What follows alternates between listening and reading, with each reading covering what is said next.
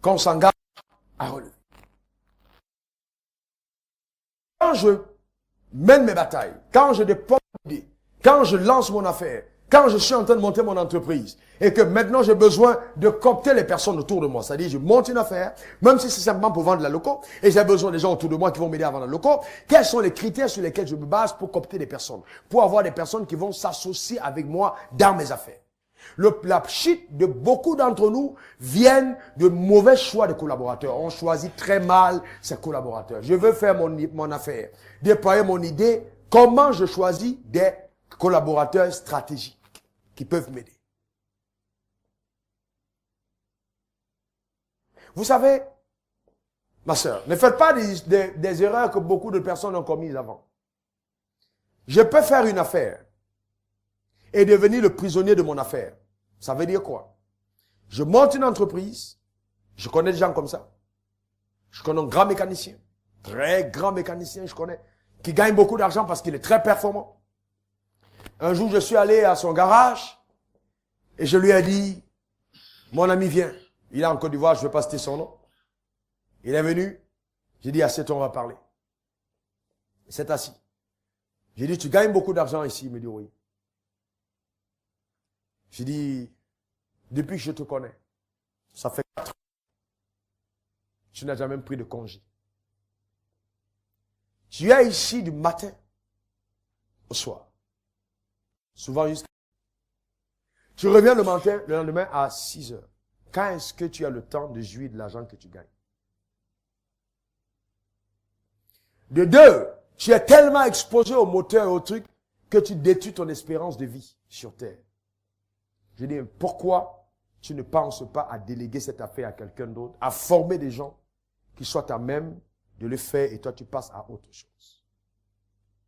Il était secoué. Il me dit, j'ai jamais vu ça, les choses comme ça. J'ai dit, mais mon gars, tu es en train de vieillir. Est-ce que vous savez que vous pouvez gagner de l'argent, mais l'argent fait de vous un prisonnier? Vous n'avez plus de vie. Vous gagnez votre seul joie, c'est, oh, maintenant dans mon compte, il y a 250 millions, il y a 400 millions, il y a, le tout n'est pas le chiffre qu'il y a dans le compte. C'est qu'est-ce que les gains produisent comme amélioration du niveau de vie que j'ai et des objectifs que je dois atteindre. Donc si je fais une affaire et que l'affaire m'emballe, je deviens prisonnier, je n'ai plus de temps, alors c'est une mauvaise façon de faire des affaires. Ça, c'est l'affaire à l'africaine. C'est pourquoi vous allez vous rendre compte que tous nos chefs d'entreprise, quand ils montent des affaires, quand ils meurent, l'affaire meurt après avec eux. Pourquoi? Parce que l'affaire est bâtie sur leur personne et non sur les principes.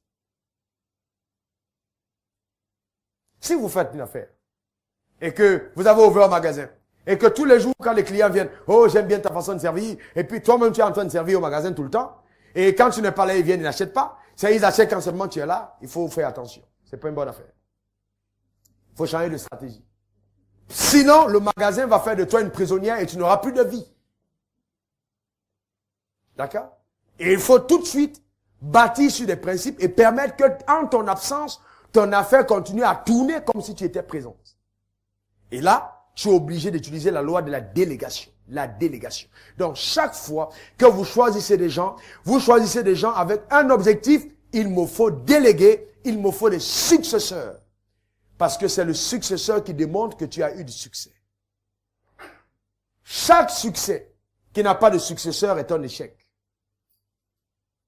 Il faut des successeurs. Des personnes qui peuvent continuer l'affaire quand je ne suis pas là. Le problème, le drame de notre continent, c'est que les gens ne veulent pas faire des projets pour 2000, pour 3000 ans, 3000. Non. On se dit, bon, on peut faire jusqu'en 2025. On sait que peut-être on est encore en vie. Voilà. Mais les affaires qui vont se passer après, dans tous les cas, ils vont se débrouiller. Je ne serai plus là. Non. Il faut bâtir, fonder des choses sur des principes qui vont amener l'affaire à subsister même quand tu es absent.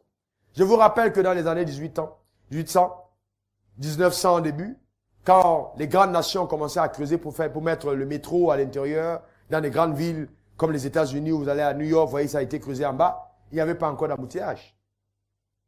Il n'y avait pas d'embouteillage. Mais pourquoi est-ce que les fondateurs des nations ont pensé à mettre le métro en bas? Ils ont pensé à mettre le métro en bas simplement parce qu'ils ont anticipé, ce sont dit